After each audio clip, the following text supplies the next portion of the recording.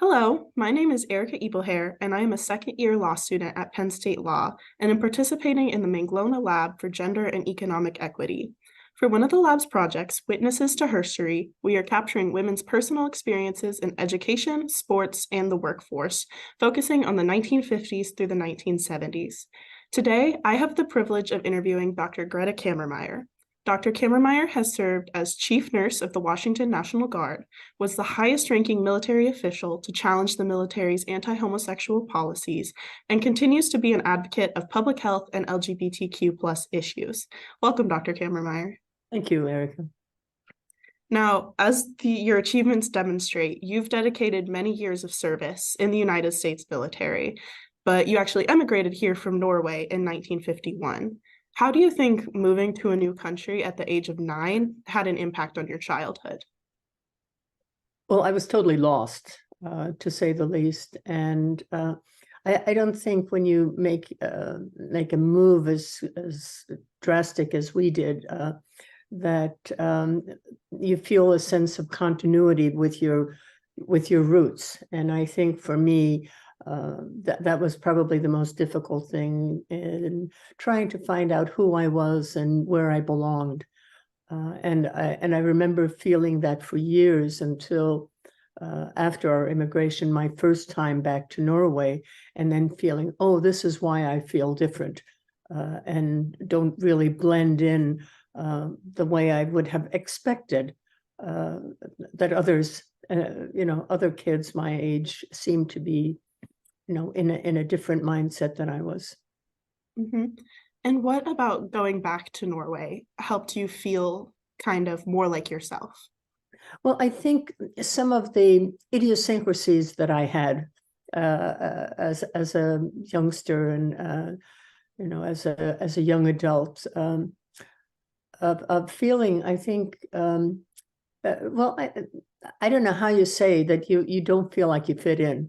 Mm-hmm. I did things that were probably a part of my cultural upbringing in terms of like opening the door for somebody and sort of deferring to them. And you don't know whether that's because you're a woman, because you're different in other ways, or if you're an immigrant. But my return to Norway was very significant for me in terms of I think my first part of finding self.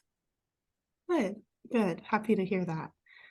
Do you remember any noticeable differences between your time in Norway and your time in the United States as a child? That's hard to say because I was so young at the time. And the first thing, of course, was learning how to speak English and how to communicate. And one of the not silly, but naive things, we were living in Washington, D.C., where it's hot and humid and muggy, as you might relate to. And when I was walking to school, I would feel this heat and everything. And I would take a cool leaf, in the mornings. I would take a leaf and I'd put it over my eyes, and it would be cooling, and couldn't understand why when I was so swollen when I came home that, nobody in my family knew what was going on, but I had been cooling myself with poison ivy leaves. And I kept on doing that from time to time over the years. But I mean, it's, those little nuances of things. Yeah. Now, who lived in your home with you growing up? I immigrated with my parents and 2 brothers at the time, and I was the eldest. Okay. What was your relationship like with your brothers?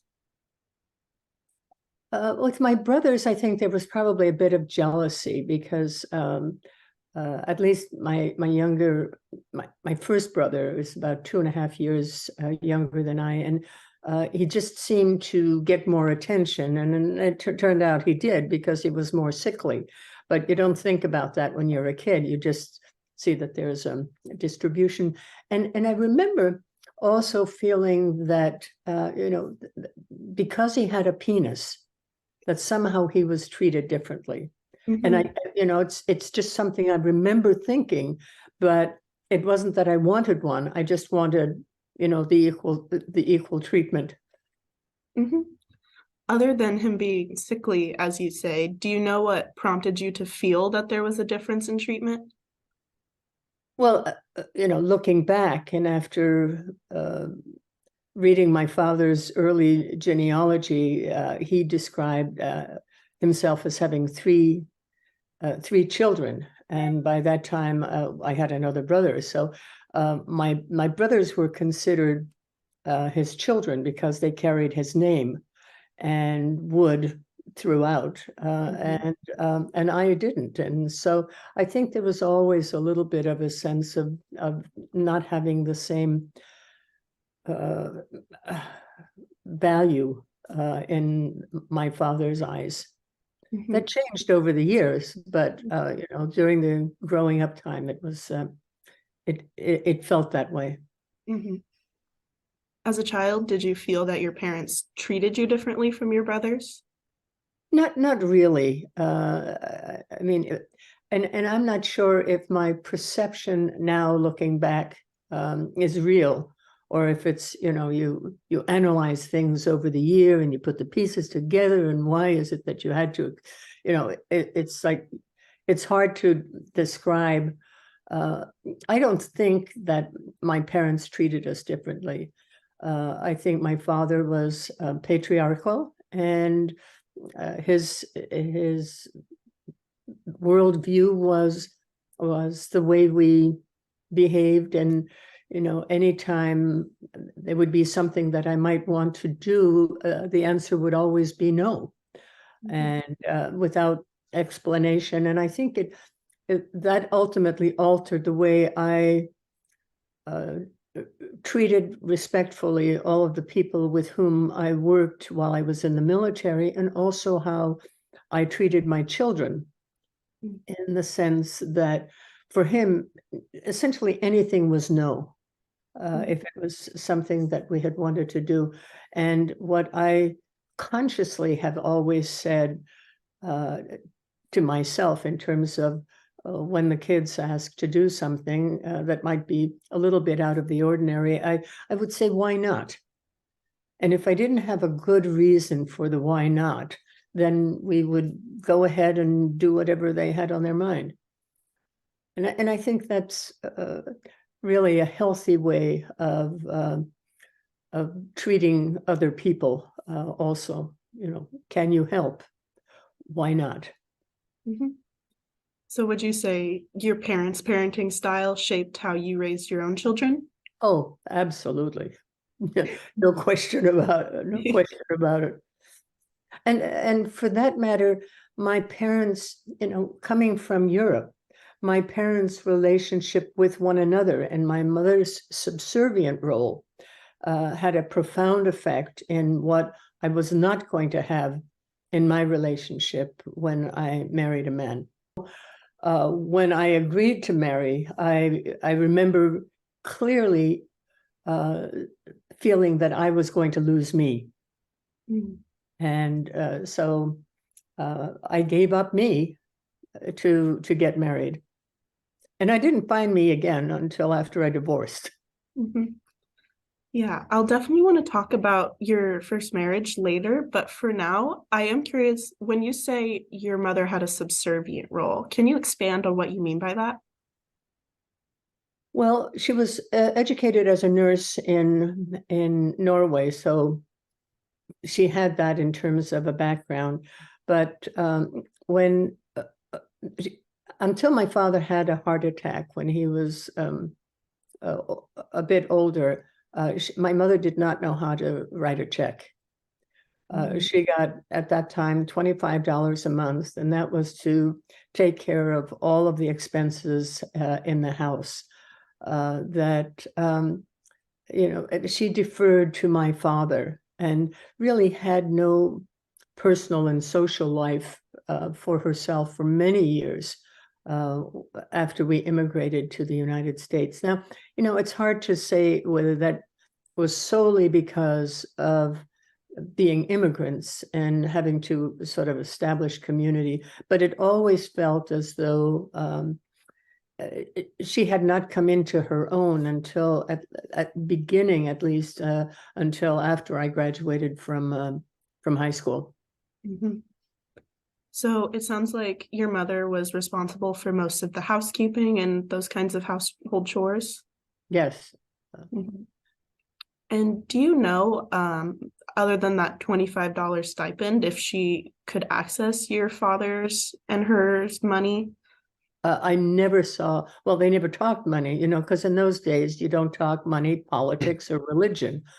And so that was never included. But it wasn't until a bit later, after we'd been in the United States for a while, that she began knitting sweaters, Norwegian sweaters, and selling those.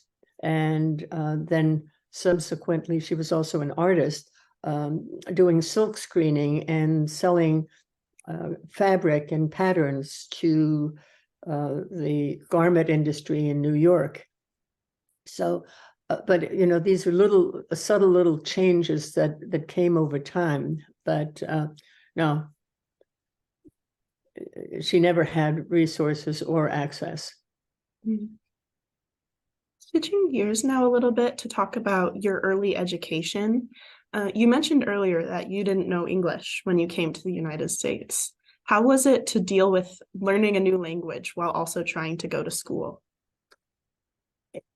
I don't think you consciously think about it uh, as much as that you begin to absorb a language and learn words and things. So I don't think that I felt particularly deprived that, and thinking about it, there's some things that are just good not to even know what people are saying. But it took a while for me, and I was able to do like mathematics without any difficulties. And but I remember as time went on, I needed classic comic books to be able to understand sort of the nuances of certain classic books and things that we were reading. And so having those classic comic books made it that you could read the text and see the pictures, and that helped, I think, in sort of my learning process, if you will. And because I was a tall Norwegian kid, even though I didn't speak English and needed ultimately to have an English tutor, I was so tall that the schools felt that it was going to be in my best interest to skip fourth grade and go into fifth, so I would be as tall as everybody else. So they didn't use emotional stability or maturity or how you would communicate as a parameter of whether or not you should sort of stay with your peer group. And so I was moved up into the fifth grade, and we ended up moving in terms of the community also. And I think all of those things made it a little bit difficult because I think I was, emotionally immature and naive, to say the least. You remember how you felt when you were transferred up a grade? No, I mean, it just was what it was, because, and I think you have to put into the perspective that I didn't have a cohort that had been going to school with, so it wasn't like I was losing friends. And because that move took place when we also physically moved from one school to another, it just was what it was. And I think it took years to figure out, if I'd taken fourth grade, I would have learned XYZ in terms of English grammar, in terms of state history and those sorts of things. And, you don't know that at the time. Do you recall what you wanted to do when you first started school? I had always wanted to be a physician.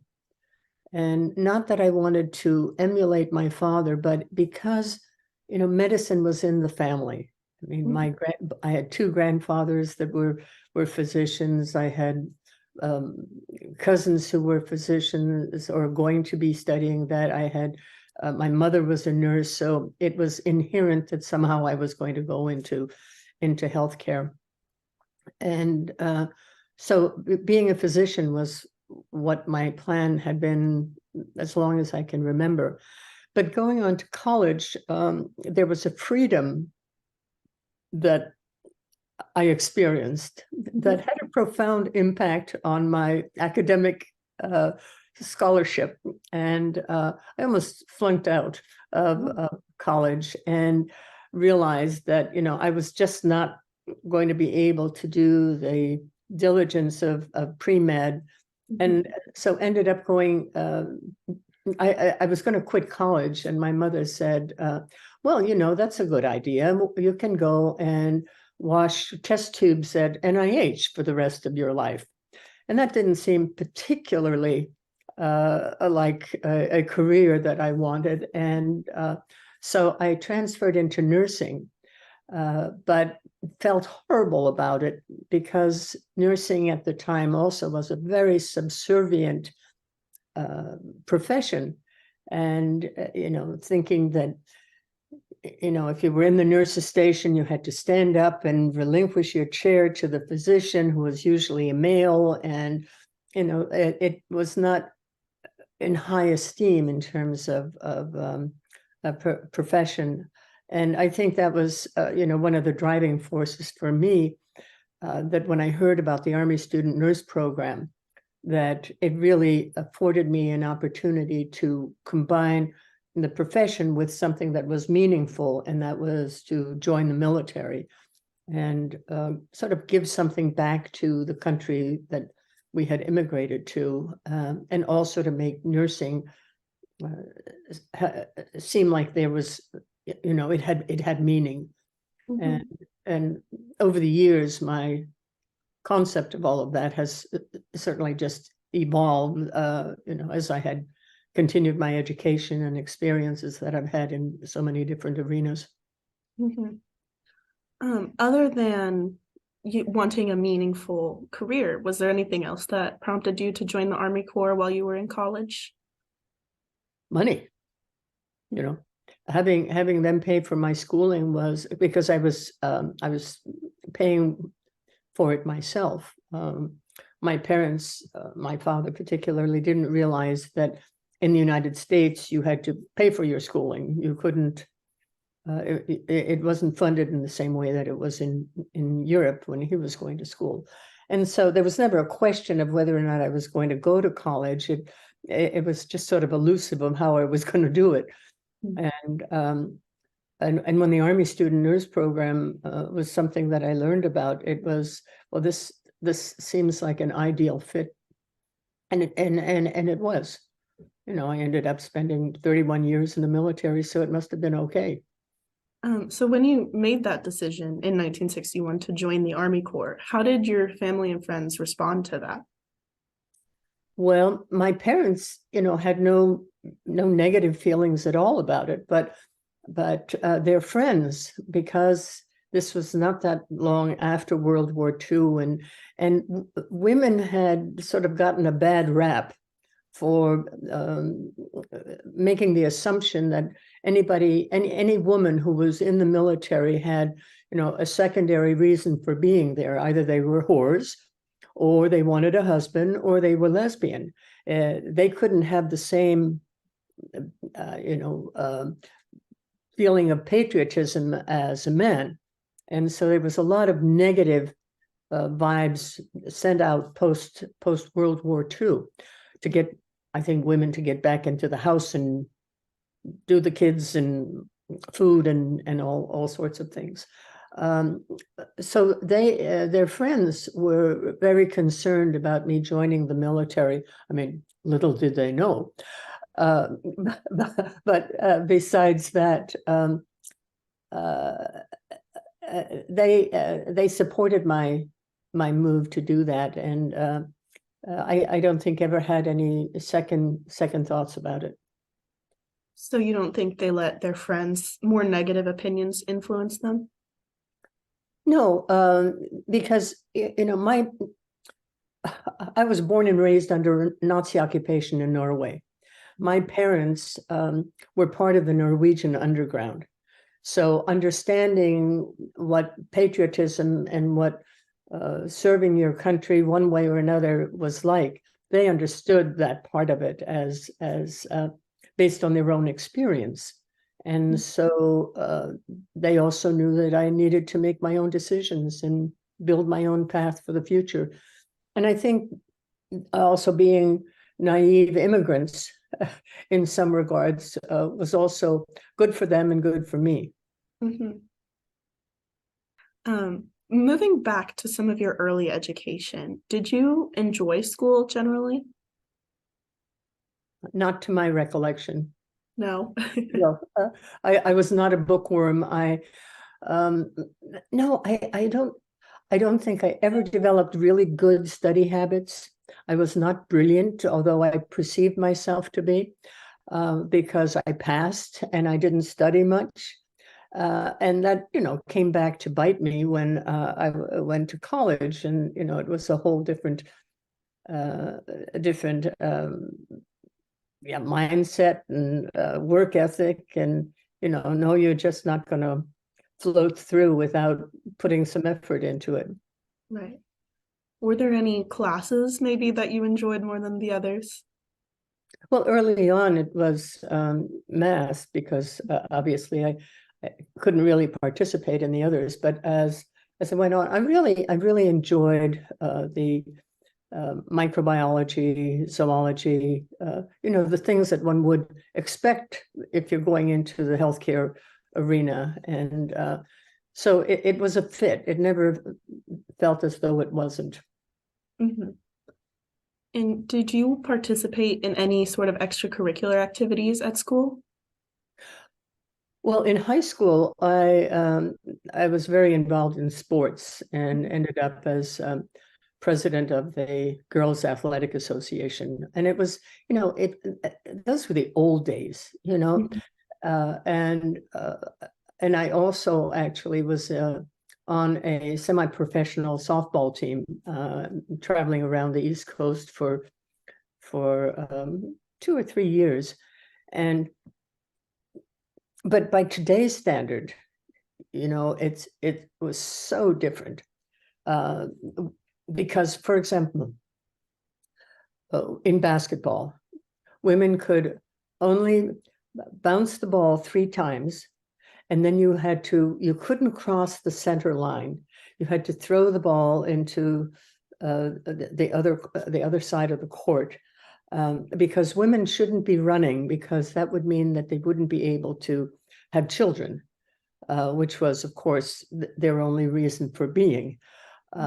There was no Title IX or anything for equal sports opportunities, and so it was, you were glad for whatever sports you could find that you could participate in. And my main ones were basketball and softball at the time.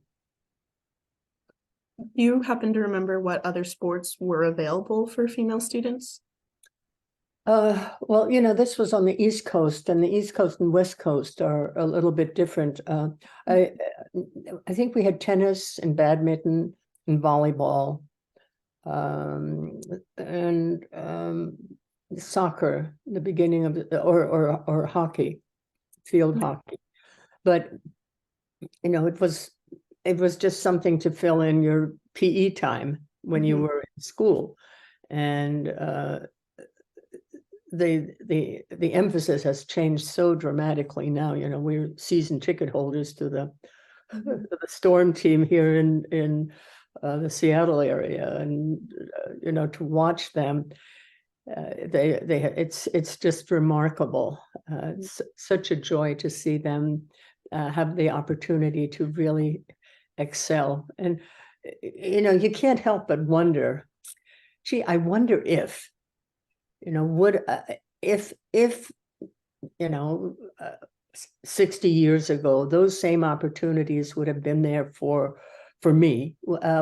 Could I have been an effective ball player? And so you think about that, but you also see how wonderful those opportunities are now. I have a niece, no, I mean, two granddaughters who are really excelling in volleyball. One is in college on a full ride scholarship, and the other is in elementary school on a select team. Mhm. And to see how they play and their drive and their opportunity is just delightful. And so, of course, I'm very proud of them. Mhm. So, despite not having many opportunities yourself, you think the growth has been very positive.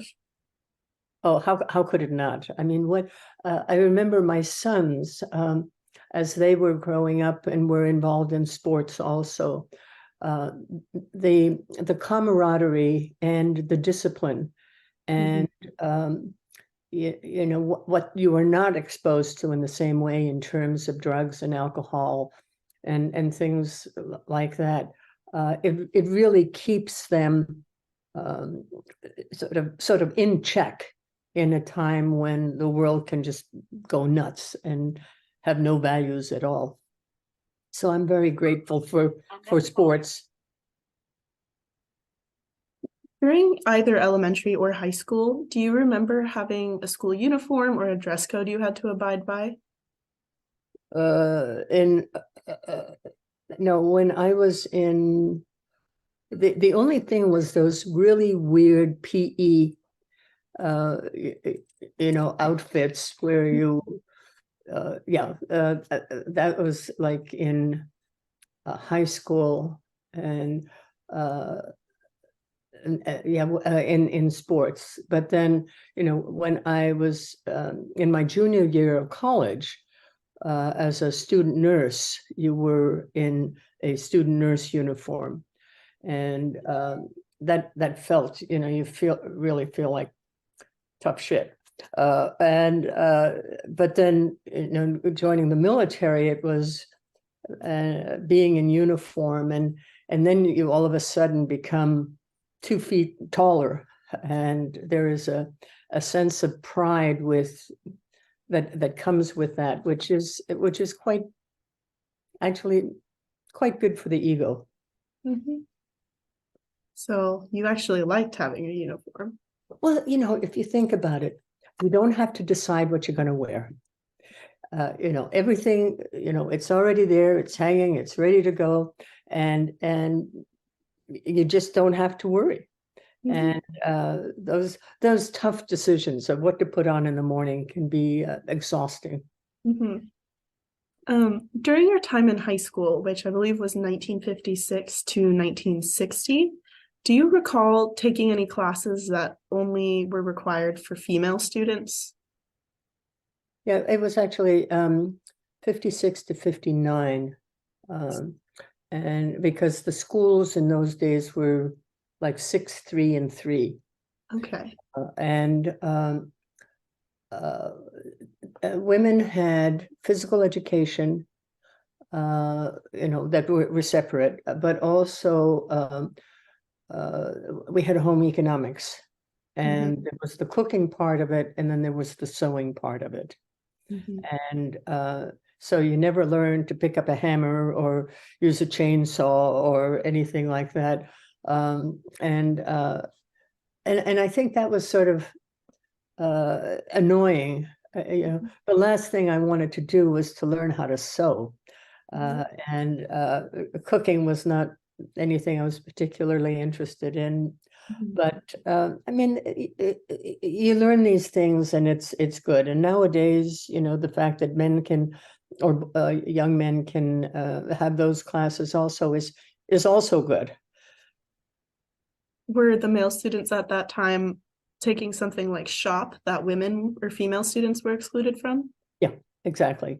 They had their shop and auto work and things, and I don't think the expectation was that we as women could lift the hood or change a tire. Because we were really considered, I guess, second-class citizens, and to be cared for rather than to be treated egalitarianly and as equal parts of any society. Mhm. How did you feel about that view? I was not keen on it. And so took opportunities to, which is why, playing semi-pro softball, learning how to drive a car, joining the military was, sort of stepping out of typical female roles and wanting to see who I was and what I was able to do. And I think each step of the way, as I matured over time, you grow into it. But I think, as I look back, if we had had similar opportunities when we were younger, to stand up and speak out, and we would have been probably as radical as today's young people are, and that would have felt better, I think, in the long run, because over the years, even while I was in the military and had to challenge some things that were going on in the military regarding my patient care or myself, it was intimidating. And then when I challenged the military's anti-gay policy, that was intimidating also. But feeling like at that time it was something I had to do because it was the right thing to do. Right. I think I sort of deflected from your question, but Oh, that's okay. Now, returning to your college years briefly, you discussed earlier that you were reluctant to pursue nursing at first. Was that just personally for you? You didn't want to be a nurse, or did you also kind of take in that view that nursing was inferior to being a doctor? Oh, absolutely. It was inferior, subordinate to being a physician. And I mean, that persisted for years and years, even during my time when I was in the military. And you're able to do things in the military that you don't necessarily do in civilian life. But in Vietnam, I was head nurse for 8 months of a neurosurgical intensive care unit, where we rarely saw the neurosurgeons because they were operating, but still things had to happen in terms of patient care and decisions to be made. And the surgeons would come back from surgery and say, well, what do we need to write to catch up with what you've already done? Mm-hmm. Coming back from that type of clinical situation to the States and having to ask for permission to give a pain pill, a Tylenol or a suppository.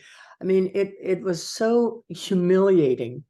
And again, feeling really subservient. And now, the difference between what we've been talking about and this, that has to do with the profession itself.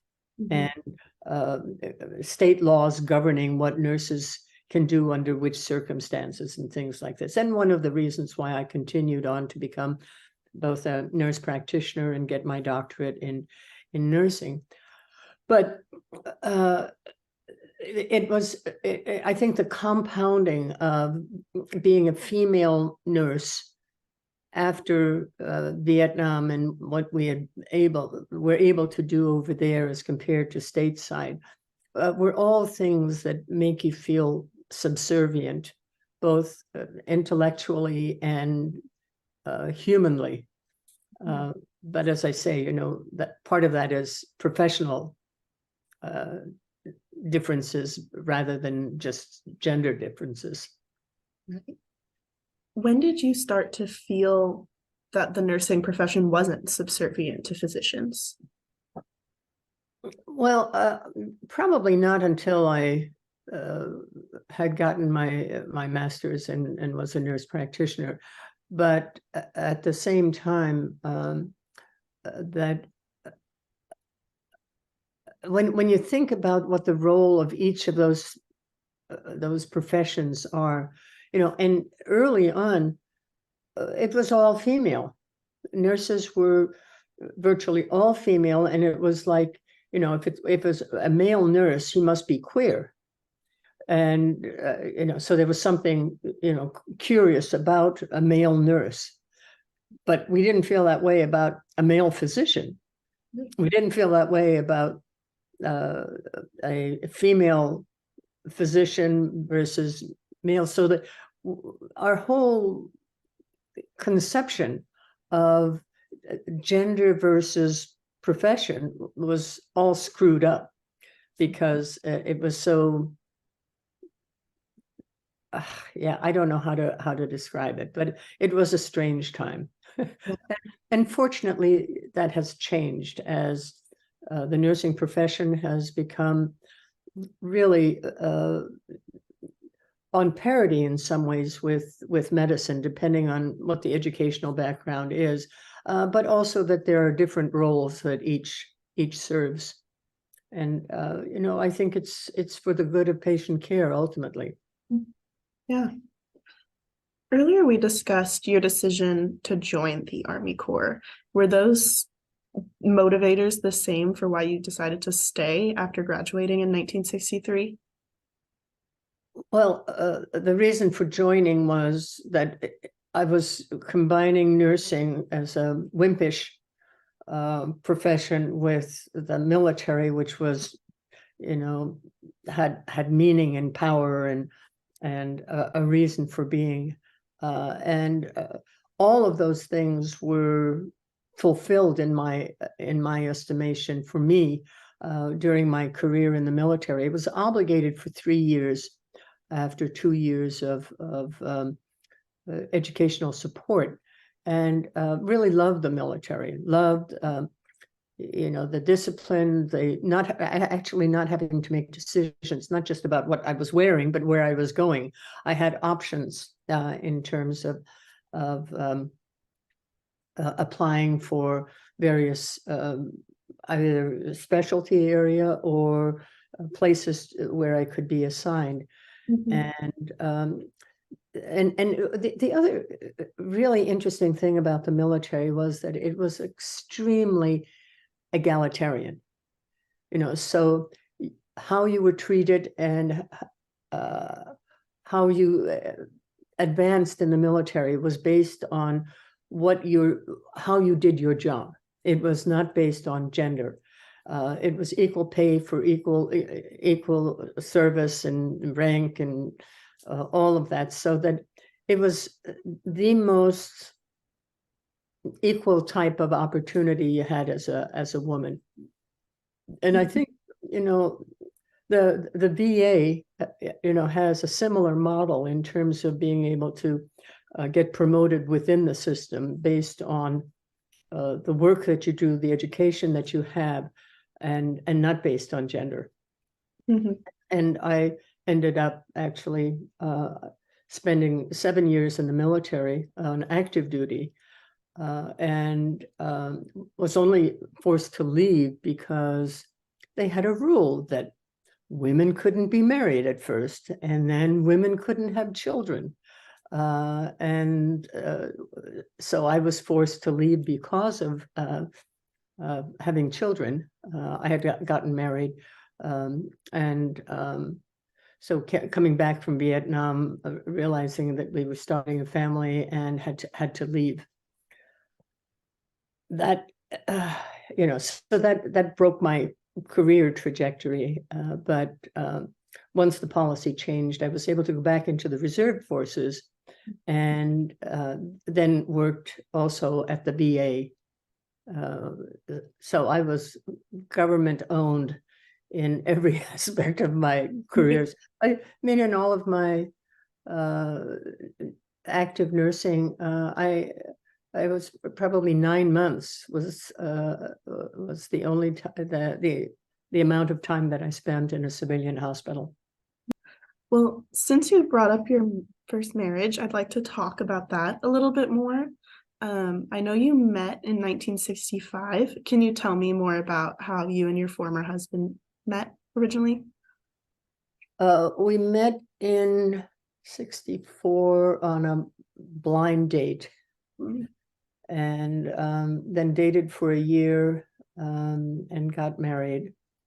And I outranked him, which his buddies teased him a lot about. And I didn't take advantage of it in the way that I probably should have. And so we were both in the military and on active duty in Germany. And then it was the beginning of the Vietnam buildup, and we came back to the United States, to Fort Lee, Virginia, and then his unit got orders for Vietnam, and so I requested being sent to Vietnam also, and was granted that, got orders for Vietnam. His orders were canceled and mine were not, so I ended up going over earlier, and 3 months later his unit was transferred over also. Okay. We'll definitely return to your time in Vietnam. But for now, I was gonna stick with your marriage for a little bit more. Had you wanted to get married before meeting your husband? No, I was not, marriage was just never part of my plan for my future. And when I met Harvey, and I was telling Mother about him, and then he proposed, my mother said that, maybe this would be the only opportunity I would have. And of course, there were certain roles that women had. You went to school, you got a job, then you got married, then you didn't have a job, and then you raised, then you lost yourself. And so it took, several days for me to decide that, well, maybe I should. And so I did. But I remember vividly feeling that, by getting married, I would lose me. Mhm. And that did happen. Yeah. And but I mean, we did not have, it was a good marriage until it wasn't. Mhm. And until I had some doubts about a lot of things. And so we had 4 sons, one of whom has since died. And yeah, so it wasn't an atypical marriage. I don't think. We sort of isolated ourselves after Vietnam and built a mini farm and stayed isolated, probably a little Vietnam type isolated, or COVID isolated, Mm. and then divorced after 15 years. Yeah. So would you say your motivation for getting married was social pressure more so than personal preference? Oh, absolutely. Mhm. And you have to put this in the context of the early 60s, where there wasn't we didn't have a television, and so you didn't know what family mixes were, or, you only knew what you knew in terms of your own original family of origin structure. And so I would, I was extremely naive about everything, including sex and myself and sexuality, and some things just never came up in conversations. But realizing that I was really unhappy and actually suicidal, and got some help and decided that I needed to leave my marriage. Mhm. How did you, obviously you weren't feeling your best at that time. How did you feel knowing that your relationship was causing you that pain? Well, I think what you realize is that you need to get out of the situation that you're in. And even though you can't explain things, and when you think, looking back, it's like, the difficulty having to do with the kids. I had 4 kids. We had a gorgeous place and everything, and I was breaking all of that up. So there was a lot of guilt associated with it, but the alternative that I was feeling at the time meant that I really had to do this. And so it was probably the most painful time in my life. Mhm. Looking now at your experience with your children, how did you find out you were pregnant with your first son? Nausea, not wanting to eat. I mean, it was intentional Mhm. because by that time there were birth control pills for women, and had decided that we wanted to start a family because we were in Vietnam, living together, and decided that since my husband was going to get out of the military, that maybe this would be the best way for me to get out also, because women couldn't have dependents. And so it really was not getting a period and feeling nauseated. Mhm. So being in Vietnam also was that I wanted to be extremely careful that I no longer took the malaria pills, and Mhm. I did not get any x-rays and some of the routine treatment that you were supposed to have before leaving country to come back to the United States. I just didn't want to jeopardize anything. Right. Had you been taught either at school or during your time as a nurse how to recognize the signs of pregnancy? Well, I had a course in OB, but that hardly makes you an expert. Uh, it is a lived experience, and because it was planned, it was anticipated that it would happen, and so the signs were there, and figured it out. Yeah. Did your OB give you what you would now consider good advice on how to handle the pregnancy? Well, in Vietnam, there were not exactly OB physicians. I had some physician friends who advised me, and they were the ones who said, not to do some of the routine things we were supposed to do before coming back to the States. And so it wasn't until I came back and was reassigned to a local military hospital that I actually came under the advice of OB care. Mm-hmm. And would you say the advice you received was helpful in having your first pregnancy? Well, yeah, I mean, I knew nothing. They knew a little more, even though they were men. And, so yeah, I think that's a awkward question to, I mean, I did fine. Mm-hmm. The baby did fine. He was born in a military hospital. Um, and, my role changed, and I had been booted out of the military 6 weeks before he was born, Mm-hmm.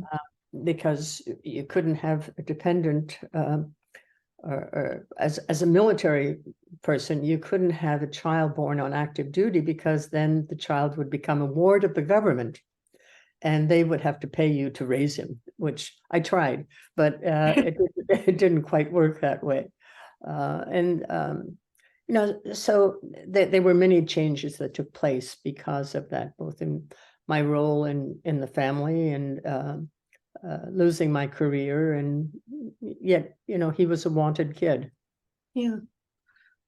Despite wanting him, how did it feel to lose all your career aspects essentially because you wanted to have this child? I think I think every time you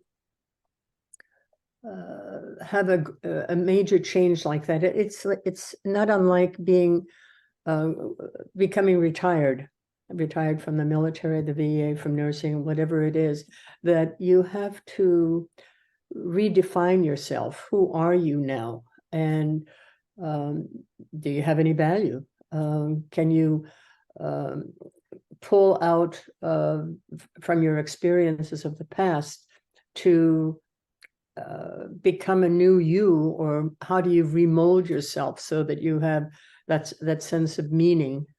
And I've done that a number of times. I mean, I did it after I got out of the military, and then when I went back into the military, when the policies changed, when I retired from the military, retired from the VA, I found other things to be able to utilize my skill set, because egotistically, it's like I had much too much knowledge and experience to just let it go to start reading a novel and not go anywhere further than that. And I think that is what one ends up doing, is looking for meaning in life, meaning in what you can do as a human being, and how you can contribute to the world, in however big that world is. After leaving the military the first time, did you think you were going to find your way back someday? No, I didn't realize that there was sort of active involvement of organizations and individuals that wanted to change the policy. And as more and more women were in the military, there were more and more women leaving the military because of this existing policy that women couldn't have children and be in the military. At the same time, men had children and could be in the military. So what's the difference? And so there were years of trying to figure out how to take care of the child if the parents were deployed. And so they, for years, they modified that as time went on. But when the policy changed for me 4 years after my discharge, I went back only into the reserves at that time, so that we could still maintain our home and wouldn't be uprooted, especially in those years where I was in, where you did not have the mobilization of reserve forces the way we did, for the 20 years in Afghanistan. So it was a delightful surprise to me, because I always felt more that I was a contributing person, and I was myself when I was in the military and in uniform. So I was delighted with that opportunity. Good. Returning now to your military career, what was it like to serve in a country like Vietnam, where there was an active war going on? Well, as an Army nurse, it's where I was supposed to be. And I had volunteered when my husband was on orders, because I didn't want to sit home waiting for that knock on the door type of a thing. And it was, we still had that sense of, if you go to Vietnam, you're going to die, because there were so many casualties at the time. But, I wanted to be there if he was going to be there. And, and as a nurse, there was no place better to be. And I volunteered the first time, and then I extended so that my husband and I would come back at the same time. And I would have gone back again if I was ordered to, but I would not have volunteered a second time, because it was a hardship time. And coming back, just as today, as folks come back from being deployed, you really have a schism between, dealing with life and death and war situations over there, and suddenly coming back, and you have a society that is only on the periphery of understanding what was going on over there, not unlike what's happening in Israel and with the Palestinians today. It's like we see the horror, but we have no concept of what their experience is like, other than beyond imagination in terms of horror. Ultimately, you received a Bronze Star for your service in Vietnam, and by 1988, you were Chief Nurse of Washington National Guard. Clearly, those are no small feats. Did you always see yourself obtaining those higher leadership positions within the military? I don't think when you're in the military that you are seeking a higher position necessarily. In my earlier years, in my delusion of grandeur, I had wanted to be a general, because there were no female generals in the Army Nurse Corps. And so, you think, well, maybe I could be the first Army Nurse General. And, by the time you spend 20 years or so in the military, there are other people who have become generals, and you just do the best job that you can, and you grow with each opportunity and experience that you have. So I think, in terms of, well, is this true? I'm not sure. I'm not sure what I'm saying is true, because because as time went on in the military, the thing was, I wanted to be a general. And even then, and that's what made it so that I applied for a top secret clearance, so I could go to the War College, so I could be competitive for a general's role, and so I could go to the Pentagon, et cetera, et cetera. So all things being equal, yeah, I had, I was wanting to move up because I also felt as though I had an experience that I could offer, and that might make life easier for the people coming behind. And that really was what I guess one could say that was my downfall, because by applying for a top secret clearance, by this time I'd been divorced for a number of years, and was in the doctoral program finishing up my doctorate. And then one would say, and then I met this woman and realized, sort of had my aha moment that I was a lesbian.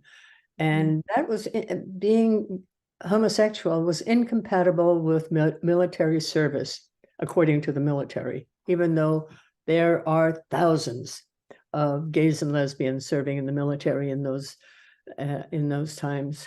And so having come to that personal identity of self-identification, and then deciding I was going to try to apply for the top secret clearance in the War College, then I was went through an investigation and told my truth. And with that, ultimately was discharged from the military, challenged my discharge, won, and went back in the military. And curiously, after I returned to the military, and the world knew that I was a homosexual in the military, and the world did not fall apart, and the military did not fall apart, I was contacted by my unit and said, Colonel, you meet all of the requirements to be a general officer. So we want to get your permission to send your packet forward. And I was stunned, to say the least, because I'd just been through 4 years of 4 years of challenging the military's anti-gay policy, thrown out, came back in. And I thought of that song, I think it's Willie Nelson saying, "Take this job and shove it." I said, no, I don't think so. I think don't send my packet forward. I was done and didn't think that I was going to be able to achieve anything, and it's better to withdraw from the table than being thrown out.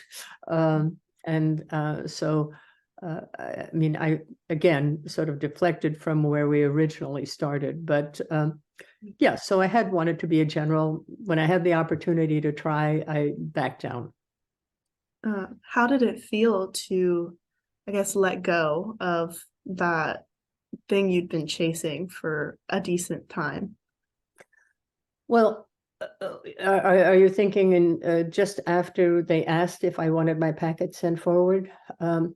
I'd had 4 years of being disillusioned, because my belief system throughout all of these years had been that the military took care of its own. And I had given everything that I could in terms of time and service and whoever I was. And so it felt as though I had been betrayed by my discharge. And at the same time, realizing that I had to challenge this policy so that others would have an opportunity to serve. And again, thinking that my case would make a difference. And well, it may in some regard because of the movie, but at the same time, there were thousands of people who have been discharged before and after, and that I thought that I had a unique opportunity because I was older. I was already a colonel. I'd already served for 25 years in the military. And how dangerous could I be?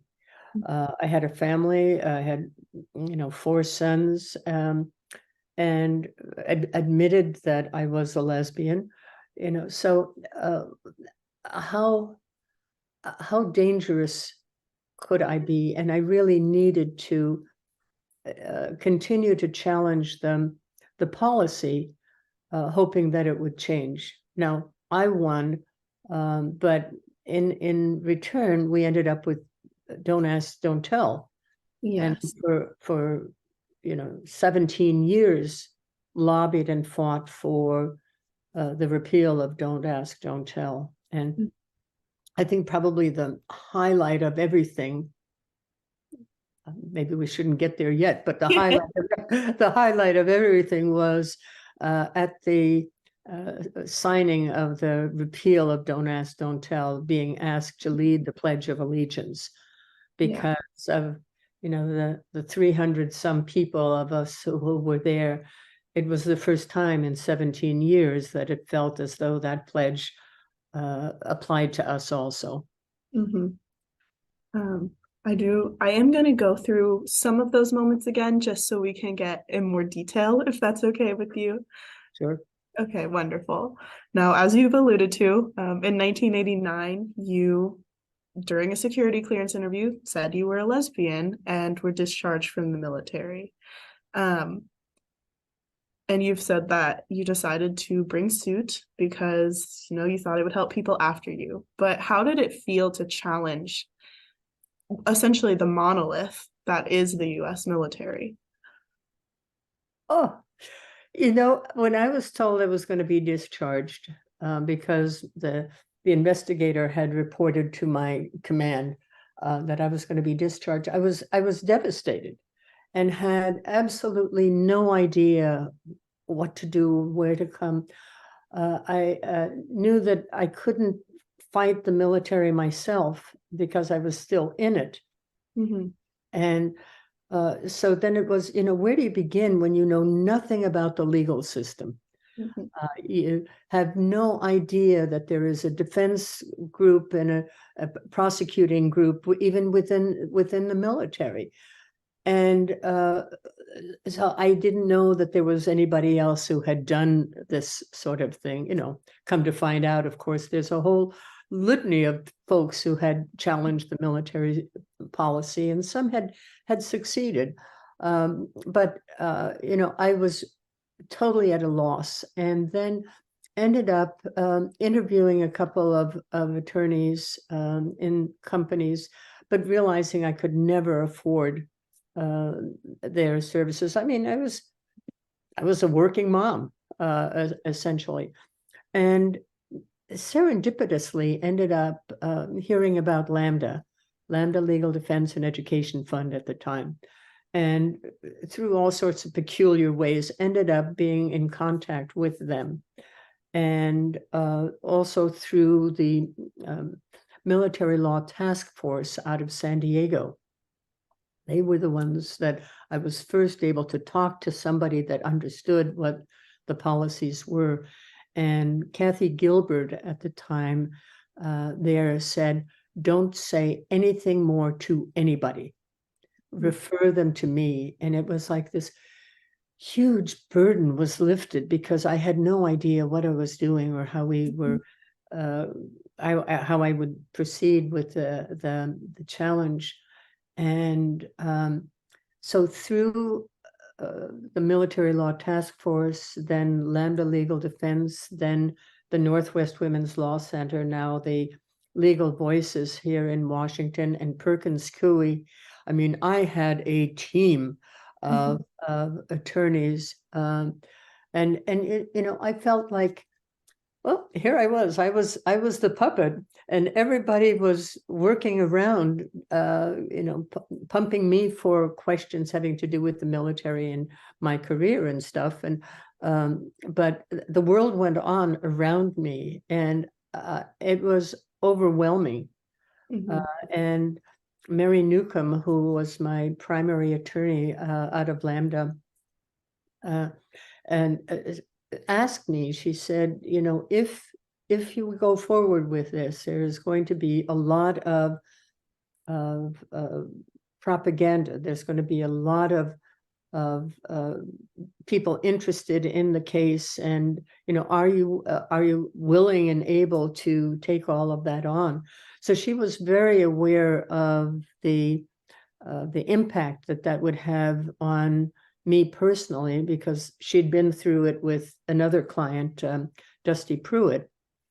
And it was and I met with Mary and with Diane and Dusty Pruitt, and we had dinner together, and I asked Dusty, I said, would you do this again if you had to? And she said, absolutely.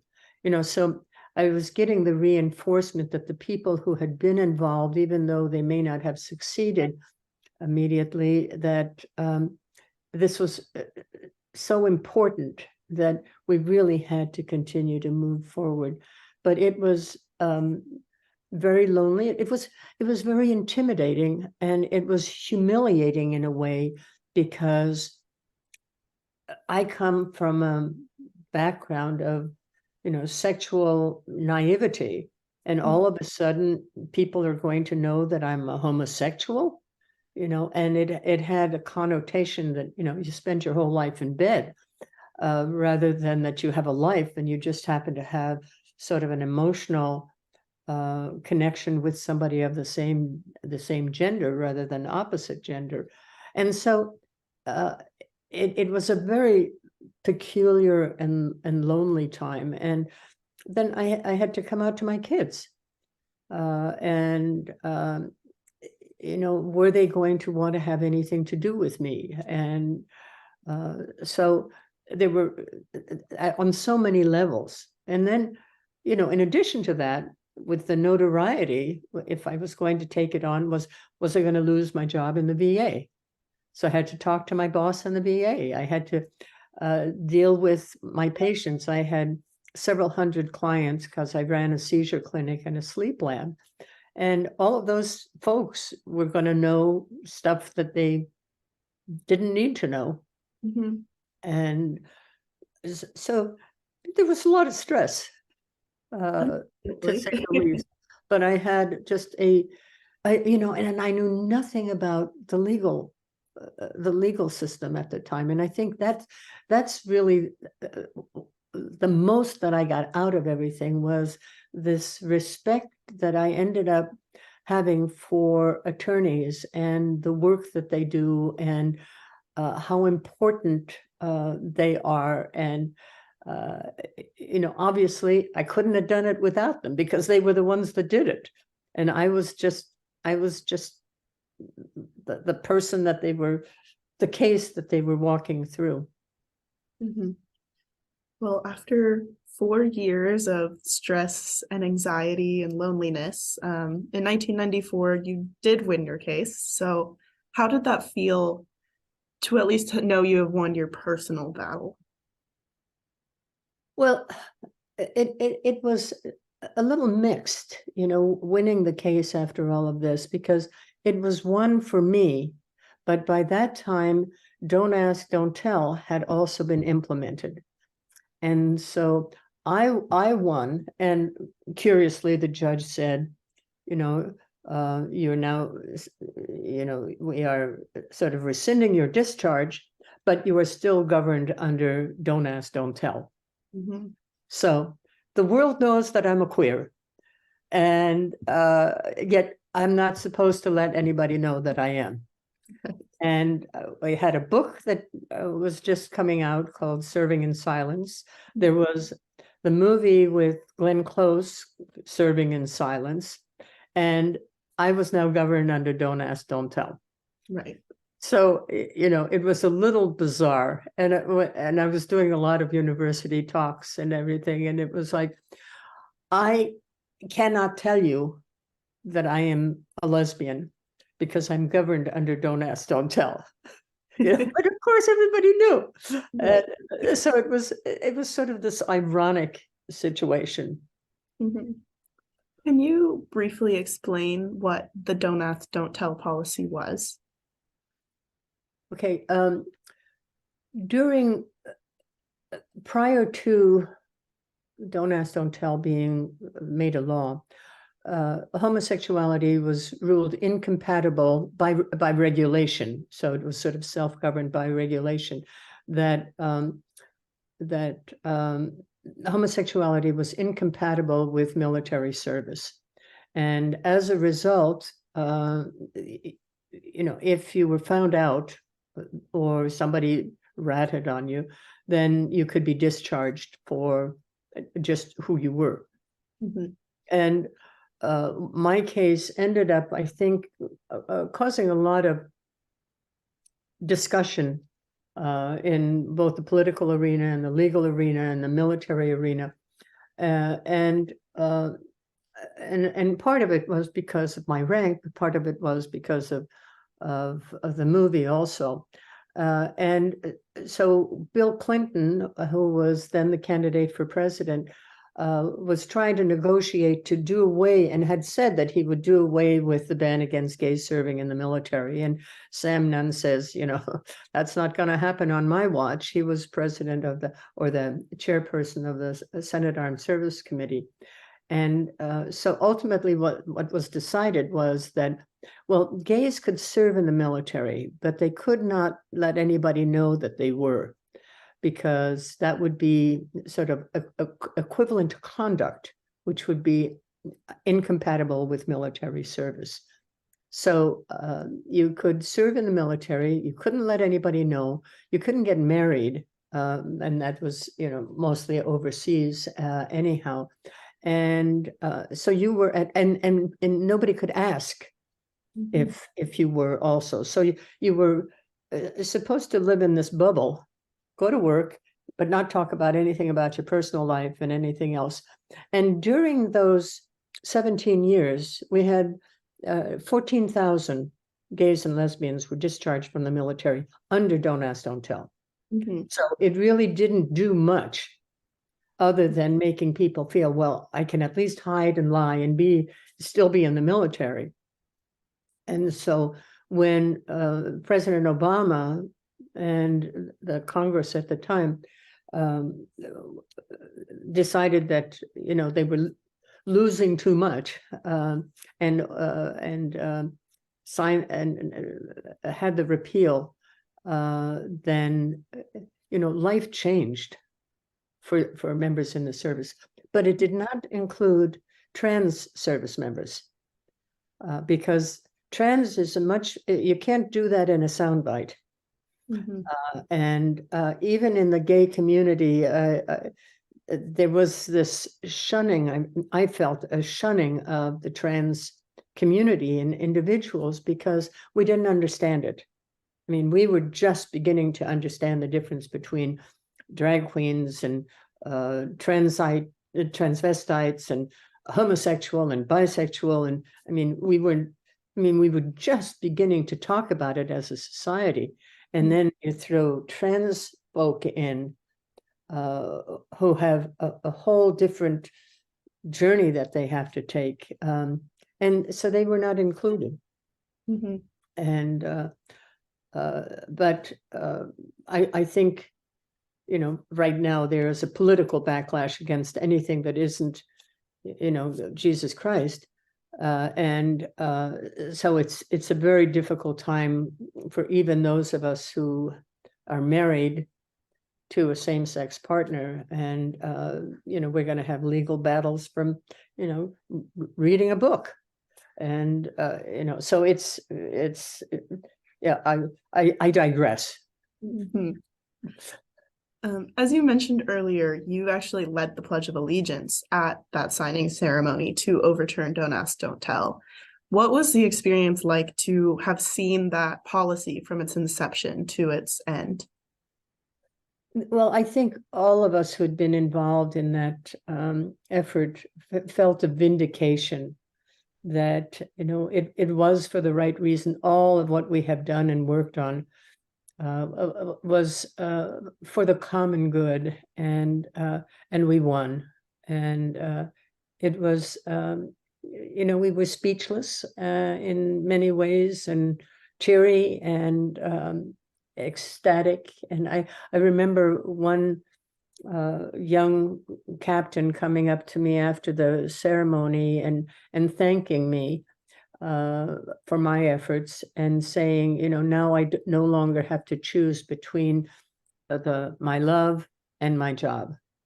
And that sort of says it all in terms of opportunities. And over the years now, I mean, I've had so many lesbian friends who have become general.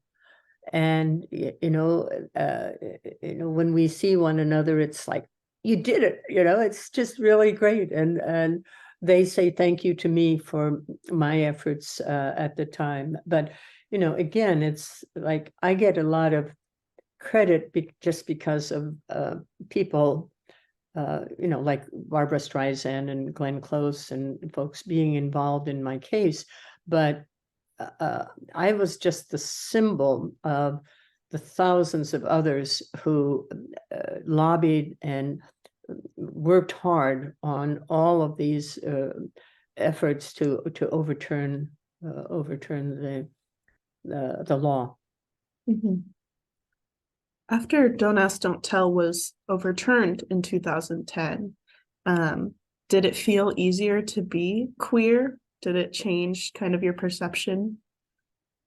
Well, I had, after everything that we had been through, it really, we were older, we were out of the mainstream, we were not involved, and so we just continued to live our lives as everyday people in society. I think the fun part is, that people may remember or read a book or get contacted by the University of Pennsylvania or something out of the history of it as much as anything else. But on a personal level, it didn't feel any different. But I also had spent 4 years on DACLWITS, which is the Defense Advisory Council on Women in the Services, an advisory group to the Secretary of Defense. on women's issues in the military. And what was really wonderful was being able to, as a lesbian, speaking out on behalf of the gay community when issues of how the military treated women in the service, and also the lesbians needed to be included in part of the conversations because they have a different need. So it was important, I think, to be able to continue to work for advocacy, and also to be a representative of the gay community. Several times you've used the word we instead of I. Is that you referencing your spouse, Diane, when you say we? Yeah. Yes. I am not a we, but there are so many, Diane and I have been together for 35 years now. And so she's been on this journey with me, and I don't want to take credit for anything that is a we, because I couldn't have done, it would have been extremely difficult to try to do this alone. I know you met her shortly before the court case, and your life kind of changed forever. Was she your primary support system through all of that? Yeah, I met Diane in 1988, and it's because of her, I did not go to the Pentagon. I did not become a general. And it is because of her that I had this aha moment. And so she has been with me through all of this. And then I had my 4 sons who were extremely supportive. And when there was newspaper articles or something was coming up here locally, and we'd go to Costco or something, they would walk behind and sort of scan and see what, if somebody recognized me. And at the same time, they also were, I had one of my sons was, when I was running for the House of Representatives from Washington State in 1998, one of my sons decided that he needed to be on my campaign so that they would see that we had family values also, and at the same time he could, be apprised of my welfare, because he's 6'7" and a big kid, and so they were always very supportive of me after I came out to them individually also. Good. When gay marriage was legalized in the state of Washington, I know you and Diane were the first couple married in your county. How did that feel to finally get to have a legal marriage?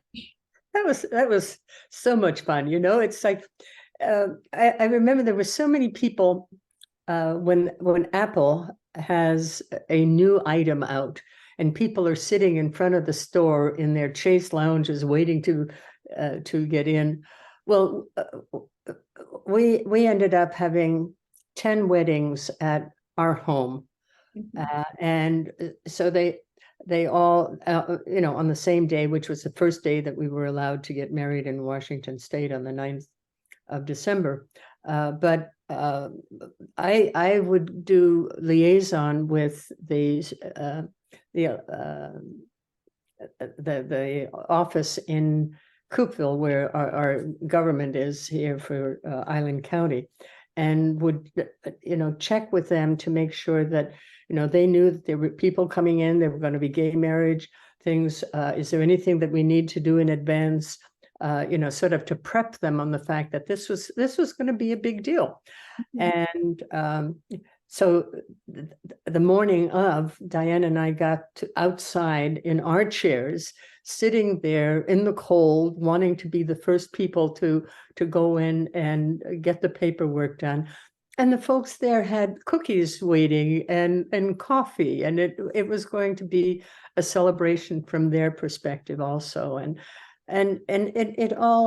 it was all so surreal in a way, but also that culmination of years of work to have our relationships validated.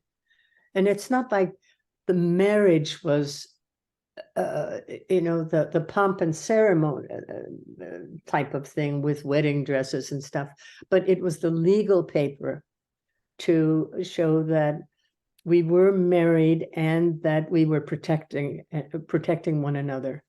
And for years, while we were building up to marriage equality, was in a part of the gay community was saying, well, it really doesn't matter. We don't have to emulate what the heterosexual world does and all of this sort of stuff. Yet when the time came that we had the opportunity to protect our families, and that's sort of a generic term, people took it. And because it's not, I don't call Diane my wife, because to me, wife is a role. I call her my spouse. And that could be sort of a generational thing also, but I'd been a wife to a guy, and that's different from being a spouse with Diane. And it feels different. And so being able to be married felt different. Also, it was, it was different. And everyone I have spoken to about, what it felt like, and, it feels the same way, that getting married to your same sex partner was different from the experience of getting married in a heterosexual relationship. How did it feel to have your sexuality and your relationship celebrated in that way after so many years of fighting just to be allowed to be yourself? I think there's a sense of peace. And there's just feeling safe in a way that you don't always have the opportunity to experience. And whether it's trust and respect and love and all of those things combined, and then it's like, we're done the fighting now. And for us at our age, it's also that, it's the next fight hopefully will be on something else, but, realizing that we do have to protect ourselves, and what we have been able to achieve to not go the way of Roe and lose it all at the end. It's you got work to do, lady. We're trying. Since you mentioned Roe, I know in an interview about a year ago, you expressed your fear of backsliding on marriage equality in the same way that Dobbs was a backslide on Roe. How do you feel today about the state of things? Well, I think I think in December of last year, there was a bill that was passed, a law that was created to the Respect of Marriage Act. But the concern I have is the Supreme Court and their position on originalism, and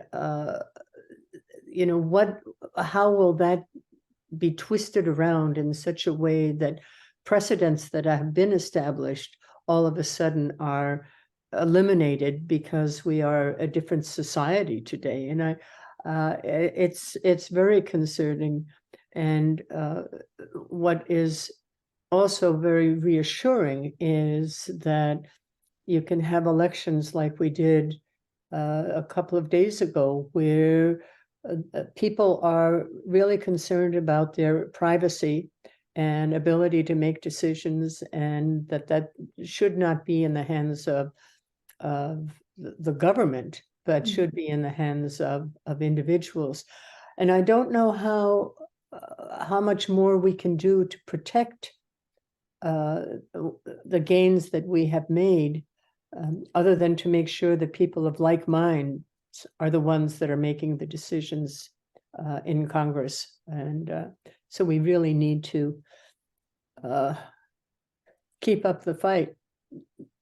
Don't ever make any assumptions, because it does make an ass out of us. Mm-hmm.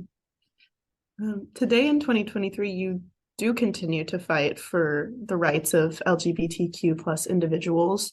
Is it decisions like Dobbs and other Supreme Court decisions that motivate you to do that?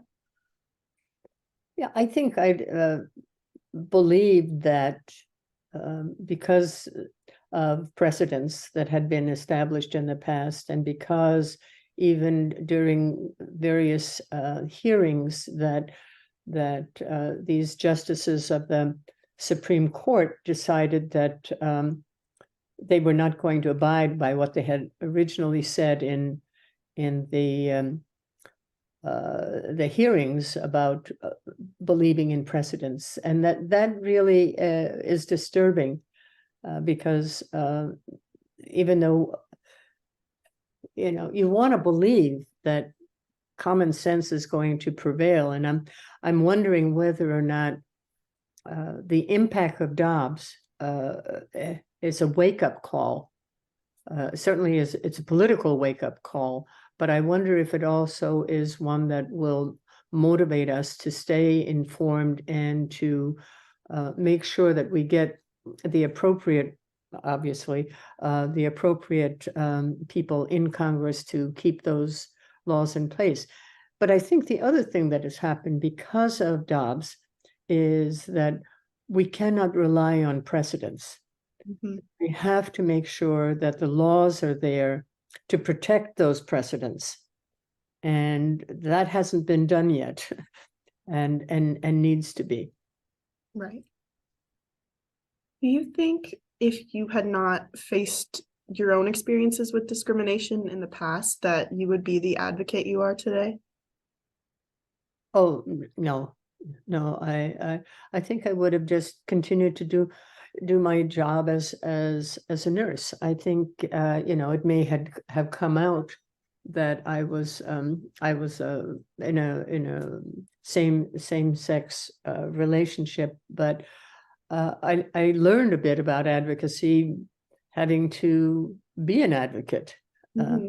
But I think there's also the difference between being an activist or an advocate and living your truth and doing your job. Not mm-hmm. everyone needs to be out there on the streets waving signs. You can be an attorney who happens to be gay and known to be gay and out and do your job as an attorney. It doesn't mean that you're an activist, but it means that you happen to be an attorney who happens to be gay. Or you can be a doctor or a nurse or a teacher and things. And so I think that there is a real difference between the two. Mm-hmm. There are some people who live for advocacy and others who live for their jobs and happen to live their truth also. Mm-hmm. In light of all that you've experienced, what makes you most proud of your younger self?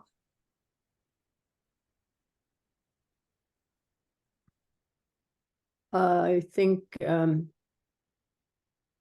I think I would refer to trying to emulate my parents, my mother particularly, who during World War II was,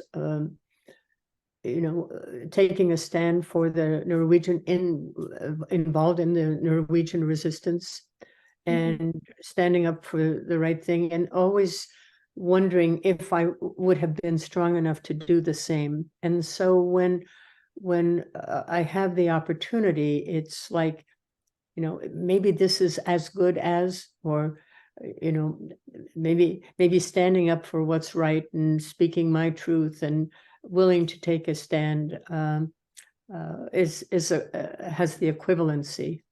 And so along the way, there have been instances, some were smaller while I was on active duty, but I think the biggest one was challenging the military's anti-gay policy, of which I am proud to have been a part. Yes. And as a young queer woman, I can say we're very grateful for your efforts. That is all of the questions I had for today, but I really appreciate you being here with me and sharing your story. It's been amazing to hear from you, and I really do appreciate it. Well, it's been my pleasure. Thank you for caring.